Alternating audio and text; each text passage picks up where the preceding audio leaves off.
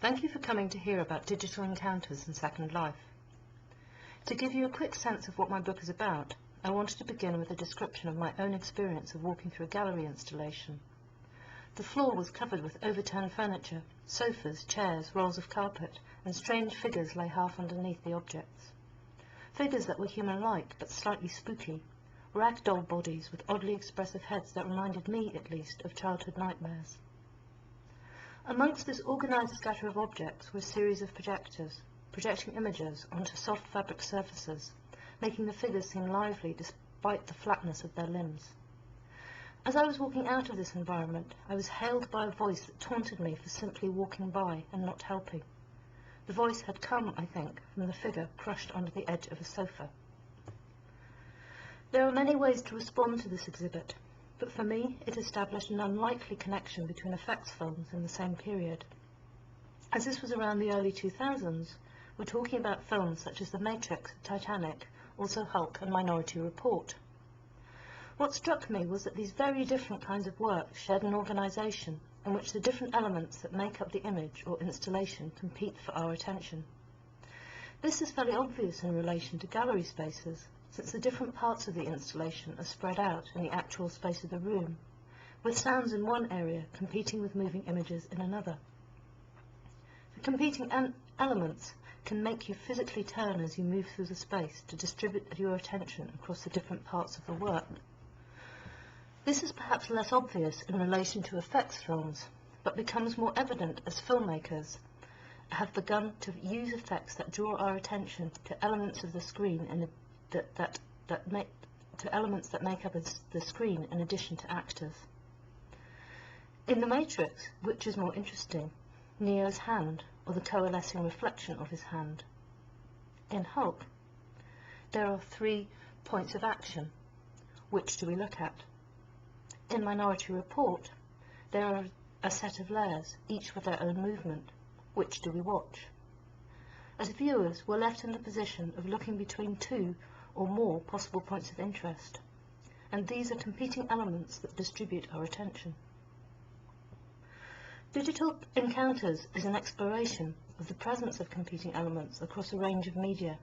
In addition to effects films and gallery installations, the book also addresses animation and digital games. Its key questions are twofold. Have digital technologies had an impact on how moving imagery frames the world? And what are the consequences of this impact on the ways we view images? The argument I follow in Digital Encounters is that competing elements have proliferated as digital technologies have emerged. There are examples of competing elements in the pre-digital era, of course, but they're far less extensive. While in animation, competing elements often remain in less mainstream works, in effects films, computer games and gallery installations, digital technologies are allowing works based on competing elements to more fully evolve. As a means of beginning to think about the consequences of competing elements on how we view images, I develop an alternative model for describing the organisation of a text. In cinema studies, we often use the idea of narrative to describe a chain of events, where actions lead to other actions. The description relies on a linear metaphor, a chain of events where one thing leads to another, and so forth. But if you're looking at imagery structured around competing elements, the quality of linearity is disturbed. Where typically we think of looking at a character's actions to follow the flow of narrative, when competing elements are present, we often can look at characters and something else at the same time. In Minority Report, when watching Tom Cruise as Chief Anderton scroll through a series of images, what do we look at? Do we look at Anderton, or do we look at the image he's scrolling by? In the split-screen sections of Hulk, to which do we give our attention? Or how do we cycle between the different elements in order to synthesize a meaning of the whole? In a game, play doesn't only revolve around making the avatar act in necessary ways, killing an enemy, driving a car, moving an object. It can also involve gaining information from a range of competing elements, the status bars, or maps, for instance. When looking at a multi-screen installation, how do you connect the actions in each of the screens? Which path do you follow? Though the end point of our synthesis may be the same, How we get there is quite complicated. To describe this more complicated organisation, rather than stay with a metaphor of linearity, I choose the metaphor of architecture, as this allows for the idea of stable structures around which routes of engagement develop. In an installation, the idea of a route can be taken in a literal way. How I wander round a room is quite open. The idea of openness also has relevance for a text based around competing elements. If instead an image has a single point of focus, so it has 2 points of focus, which do we look at?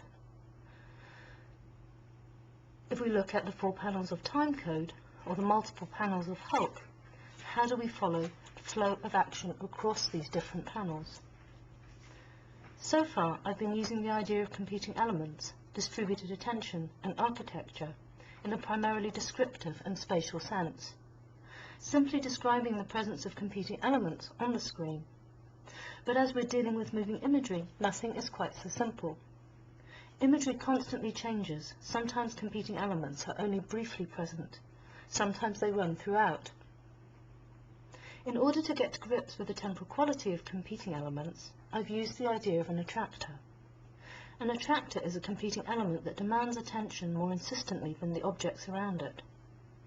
In a digital game, an enemy avatar is a strong attractor that you ignore at your peril. In an installation such as Going Forth by Day, the splash and whoosh of water from one part of the installation can draw you away from another part. The idea of an attractor allows us to think about how some parts of a moving image organisation can demand our attention more insistently than others. The video screen and scrap heap surfaces, for instance, pulls attention away from the more static elements of the installation. The idea of an attractor doesn't only act as a device to describe the organisation of moving imagery, it also gives us a way of thinking about the impact of competing elements on the ways in which we view moving imagery. The particular question that Digital Encounters explores is that of agency. What kinds of agency emerge when competing elements are present? In a way, the idea of competing elements might seem to be similar to the notion of fragmentation, where the competing elements of a single image or of a multiplicity of screens might seem to dissipate our efforts as we strive to make sense of the multiple images.